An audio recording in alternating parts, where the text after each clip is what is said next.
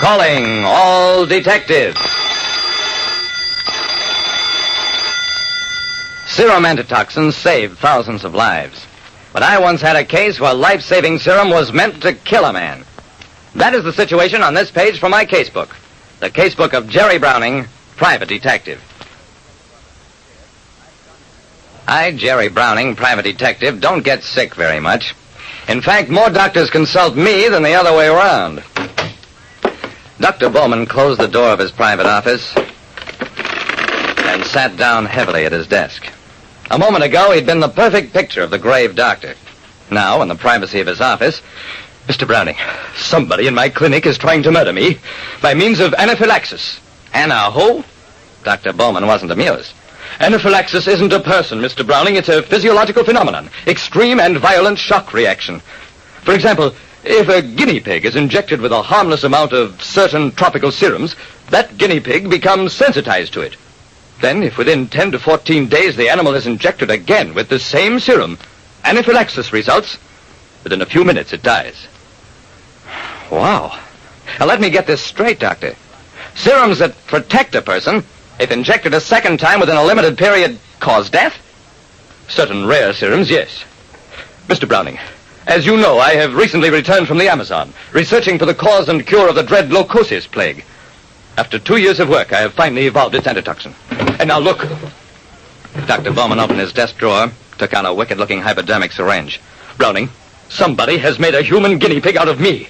Yesterday, when I went into the closet to change to my street clothes, I felt a pinprick, investigated, and found this needle attached to the wall where I had to bump into it. The needle was filled with leukosis plague antitoxin.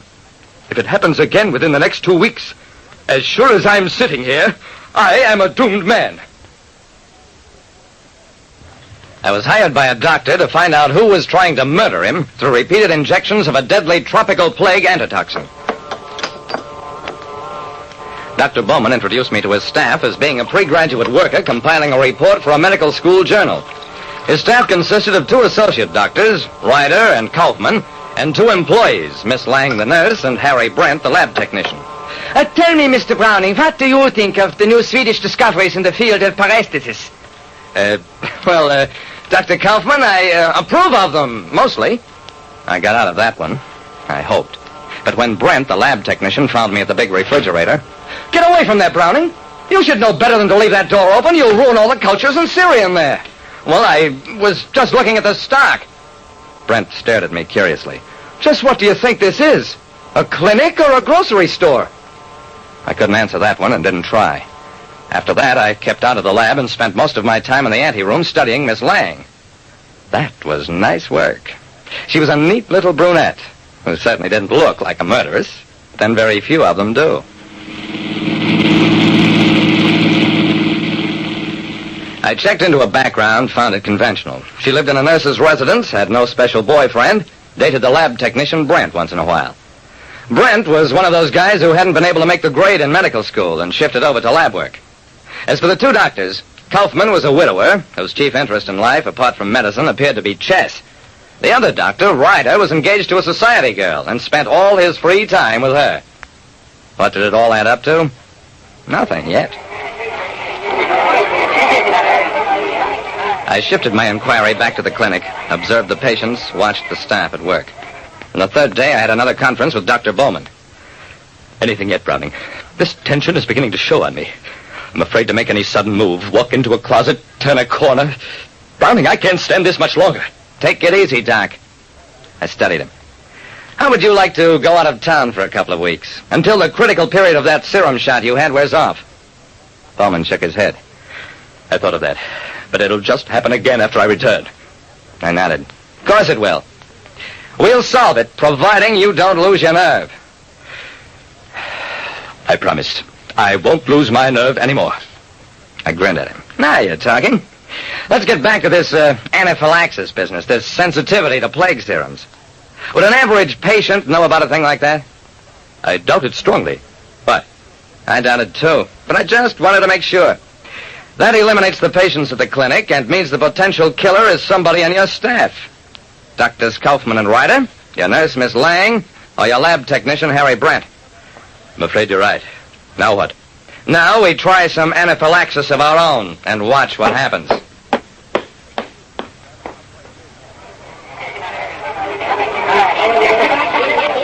I worked that afternoon with the staff until the last patient had left. Then, in that lull, while the staff was still assembled, I said, "You know, it's a funny thing, but many a guy who's afraid of being killed gets so nervous that he turns around and kills the other guy first." Kaufman turned on me.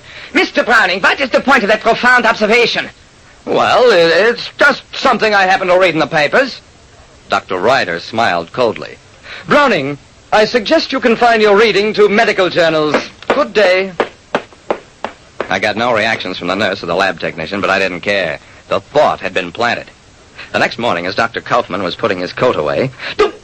Confound those carpenters who leave nails sticking out of doors! We started the morning's work. Then a couple of hours later, Dr. Ryder came dashing into the office. "Get me some iodine and a bandage, quickly!" Dr. Ryder's palm showed a tiny drop of blood from a pinprick, while Miss Lang ran for the iodine. "What's the matter, Dr. Ryder? Cut yourself?" "A pin sticking out of the corner of my desk. A man can get blood poisoning that way. Where's that girl with the iodine?" Well, that proved nothing. But in the lab that afternoon, Harry Brent was preparing a culture. I walked past him, and as I did, nudged him. Brent staggered back, brushed his elbow against the cabinet door, then jumped into the air. "I'm poisoned! I've been poisoned!" I grabbed Brent before he fell. "You're dying. Bowman got you before you got him. Quick, tell me what it's all about and I'll avenge you."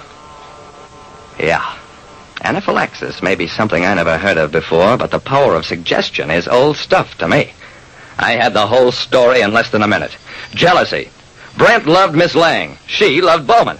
So the lab technician decided to eliminate his rival in typical medical style.